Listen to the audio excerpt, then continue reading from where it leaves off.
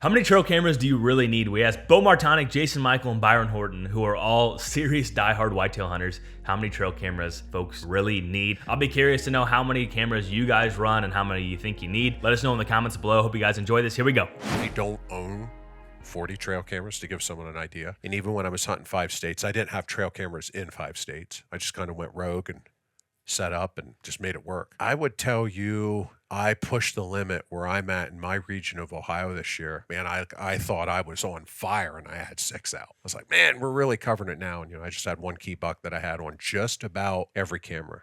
One particular deer, and we're gonna try and find his sheds here within the next few weeks and try and get after him this fall. But I do run mineral sites in Iowa, several, and I do run mineral sites in Kansas, and I probably have 2 or 3 in Kansas, and I probably have 5 or 6 in Iowa that are there soaking all summer long, working for me, and everything's good to go. I don't know what I'd do if you said, I'm giving you these 3 states and I'm giving you 20 trail cameras for each state. I couldn't do it myself. No? That's just me. I don't think I could do it. How many trail cameras do you need? Cellular, non-cellular, money's not an option. What do you need to put to work? Okay, I am going to say I would like a solid batch of top performing cameras. 15 is a quantity to start with.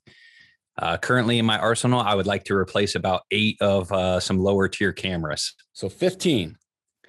I think that's a good base. I currently run about 20 some, but I think 15 are in the field operating at a given time come July to January, February. So if you had to give us a proportionate ratio, like, again, money's not an option. You're going out and buying these things. Yeah. Cellular versus non-cellular. Is that a 50-50 split? Is it 60-40? Is it 100% standard camera? I am 100% standard camera. I have not taken the plunge for the cellular. Got it. Is that do you think that's like an ethics thing, or is it just based on the areas that you hunt, you don't have service? What's your stance? My stance is I just do not currently love the idea of just with maybe the fair chase aspect of getting a text message and making a hunting decision based on that text message. Absolutely. Yeah. I mean, cellular cameras are everywhere these days. They have hit critical mass, social acceptance, whatever you want to call it. And we're starting to see that trend with some fair chase doctrines within Pope and Young, Boone and Crockett, some state legislation where a couple states have made it very black and white. And then you have all these other states. You have states like Kansas, you have states like Iowa. In their regs, they specifically say electronic devices cannot be used to locate or have information of whereabouts of game in the pursuit of game, which is not like yes, trail cameras are an electronic device, but they are not taking a clear stance, which makes it difficult for guys like you and I. I mean, you put that in perspective. Guys are out there using them, and it's almost, I think it is unfair to the hunter to have those regulations in place like that, where you're almost dependent on the mood of the LEO that day. Sure. You run and have a bad run into some guy that's maybe a little bit pissed off. Maybe he's had a bad day and, comes across your cell camera and boom, you get a ticket. Yeah, I agree. It's a tricky situation. I just, in the future, hopefully it's just black and white. Yes or no.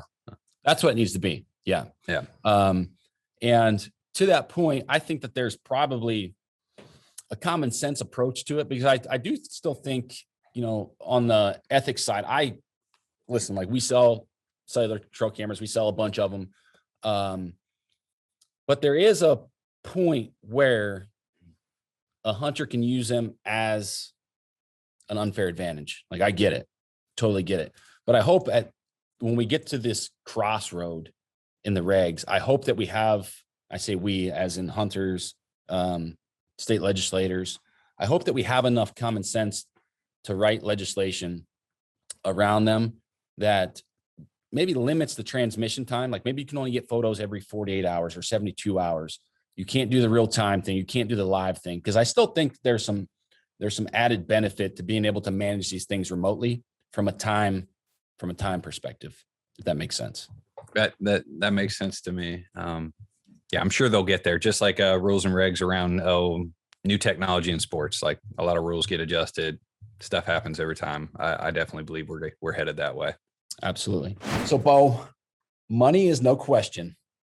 How many trail cameras do you need? And what's the split between like SD card cameras and cellular cameras? I guess the way I would break that down is per area. So like saying the total number of cameras I need is difficult, but per area, 15 to 20 cameras would get me to where I need to be. And like, so right now with, I have a total of about 40 cameras, I think right now that I run. And in my best area, I run between that 15 to 18 range. And I feel like I can cover it really good. I like running cameras many places I possibly can. But I like to have 5 to 6 areas that I'm focusing on. So really, if you're multiplying that out, you're getting up close to 100 cameras. if time and money were not an object there for those areas, that's how many I would like to see. And as far as the breakdown between cell cam and SD cards, I'd like 8 SD cameras per every 10, and 2 of them being a cell camera, and really maybe even 9 to 10 or 9 to 1, excuse me. And the reason for that is the one thing I've found with cell cameras is it makes me more inclined to do something based on that real data, which can be a good thing, but it can also be detrimental if you're trying to learn about an area where if you can leave that camera soak and not check it as often, you might gain something. You might have 2 weeks of nothing, but then all of a sudden something turns good, especially around a scrape or a food source or different time of the year, where if you're getting that real-time data all the time,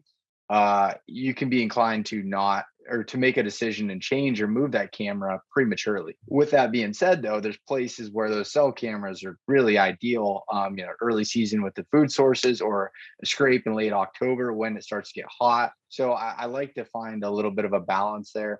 And also just the areas that I hunt, I don't have cell reception in a lot of them. So that's, for me, that's how I would look at it. So when you're talking about that number of cameras per area, put some context around the area. Is that 1,000 acres? Is that 500 acres? Is it 200 acres? I know that's probably different. That's tough. On each section, but I'd probably say on a 600 to 700 acre, maybe up to 1,000 acre at the biggest is what I'm considering like an area. And with, multiple different ridge systems or anything else. And I want to run those cameras in multiple places. So I'll like cluster ones around like bedding locations. If I have that around clear cut, something along that lines, and then have them kind of randomly on scrapes, kind of funneling out. And then I'll have the test cameras on the surrounding areas, trying to figure out where maybe a specific buck is, where is the furthest point from where I believe his range is.